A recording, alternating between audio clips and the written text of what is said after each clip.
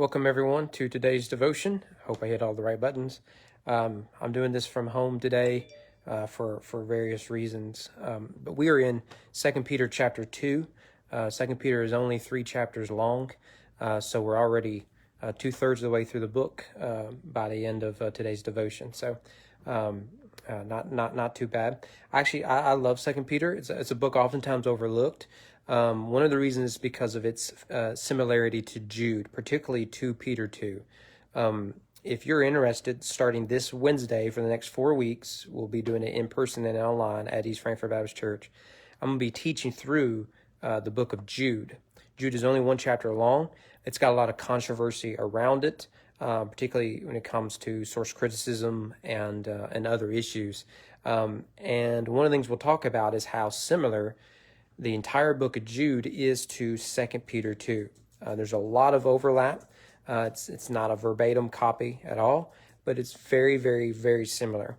In fact, I believe after we're done with 2 Peter, we'll be in Jude in our devotion. So that would mean Wednesday we'll be in Jude, and starting Thursday, I believe we're starting Revelation. So with that said, one of the things you may recall from Friday, and we linked the YouTube up on our Facebook page, that it's about false teaching have crept into the church, right? And one of the issues for Peter is holiness.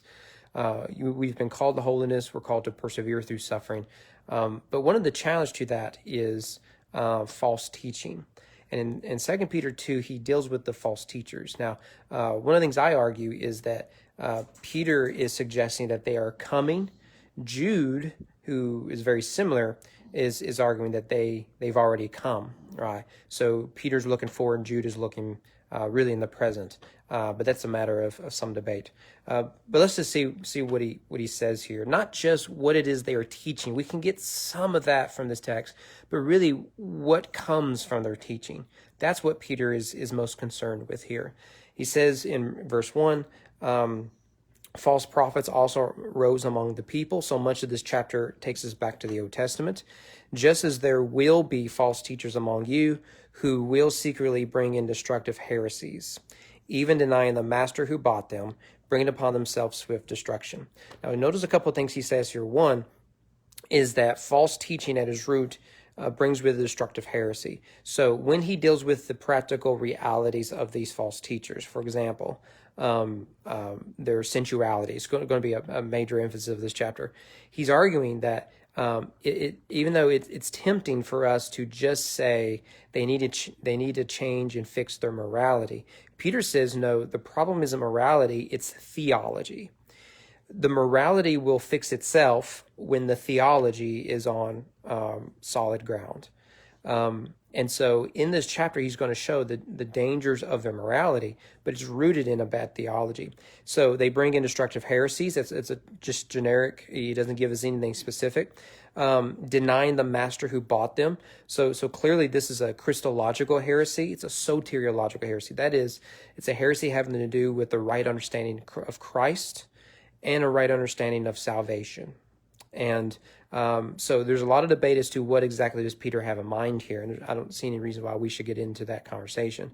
But you see that this language of master and Lord shows up in Jude, but this will become an issue. He'll come back to it at the end of this chapter, because at the end of the day, we are either slaves of Christ or we're slaves of the flesh. One leads to freedom, the other leads to tyranny.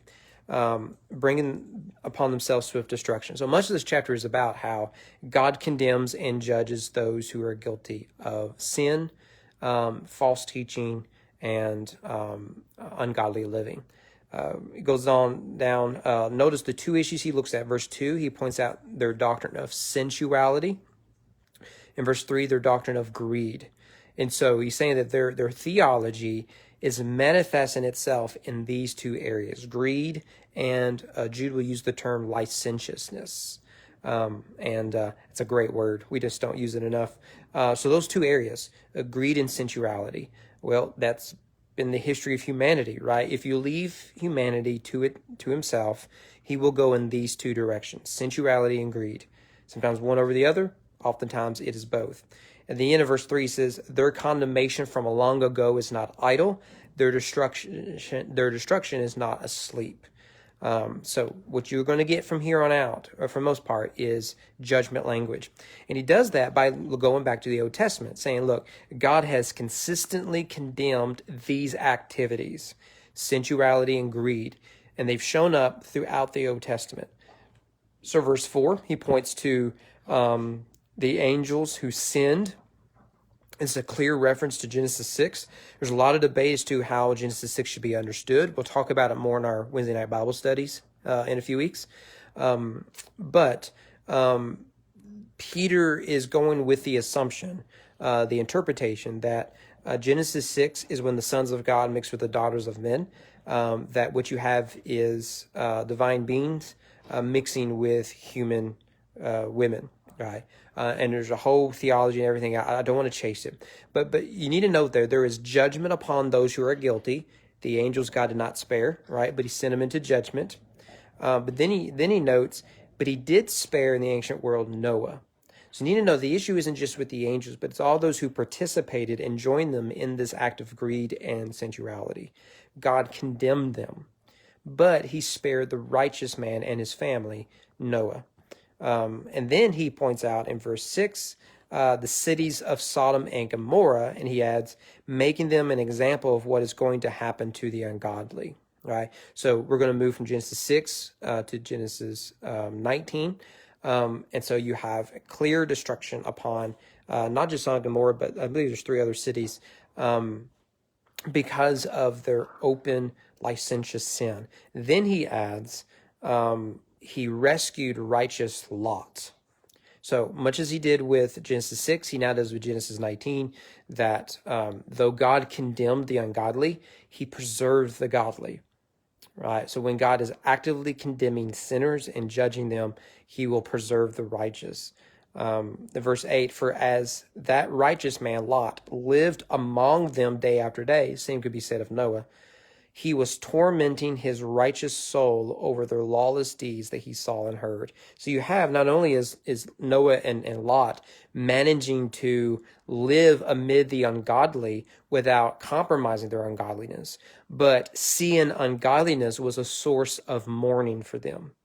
And that should really be the response of the believer, that we weep for the ungodliness around us, because ungodliness is not freedom, it is destruction.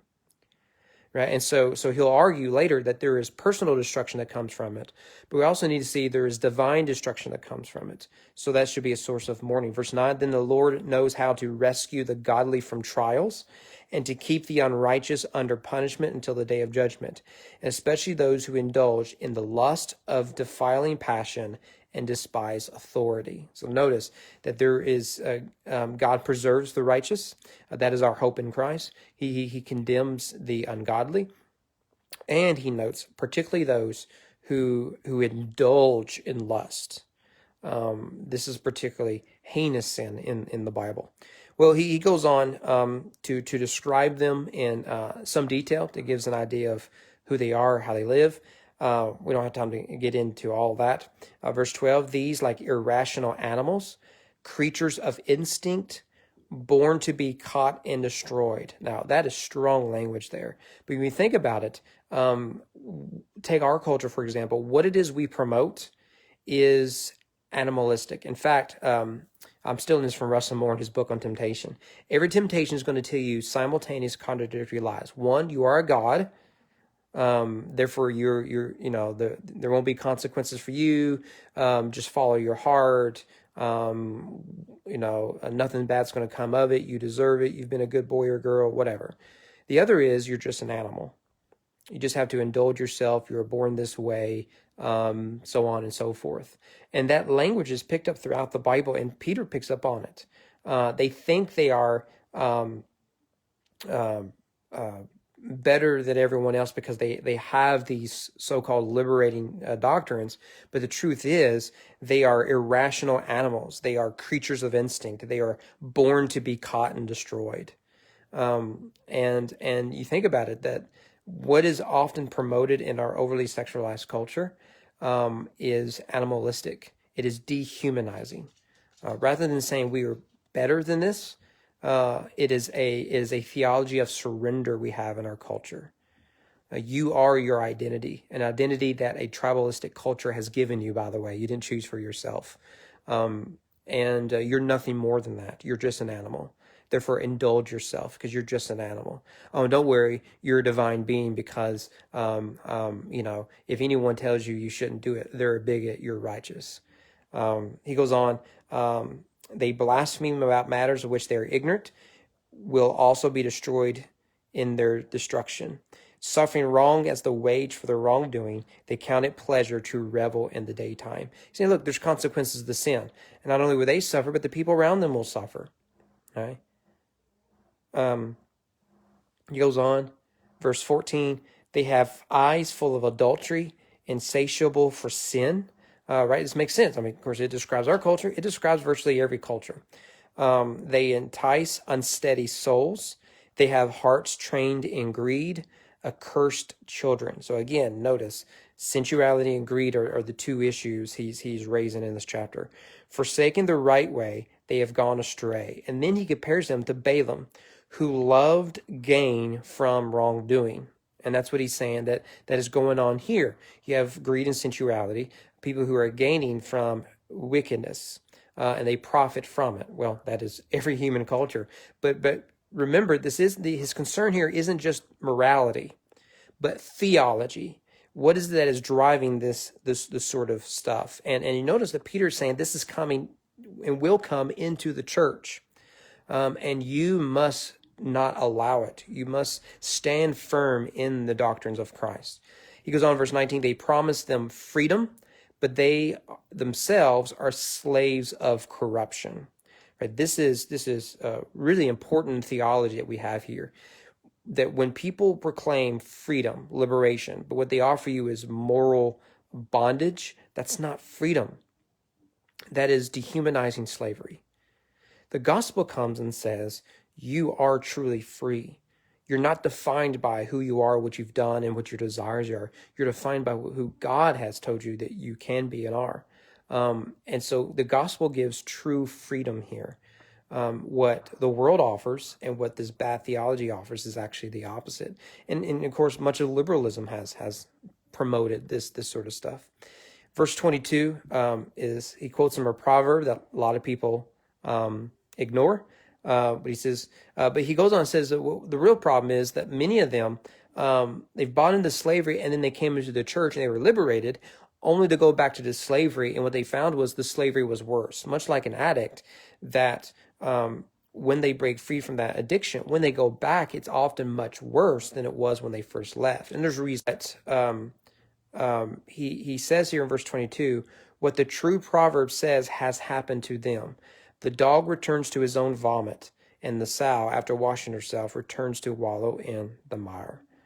That's a proverb we oftentimes overlooked, and how unfortunate it is that much as it is gross and grotesque, and for a dog to return to his vomit and what it's taking in isn't good for it, so too those who return to their life of sin.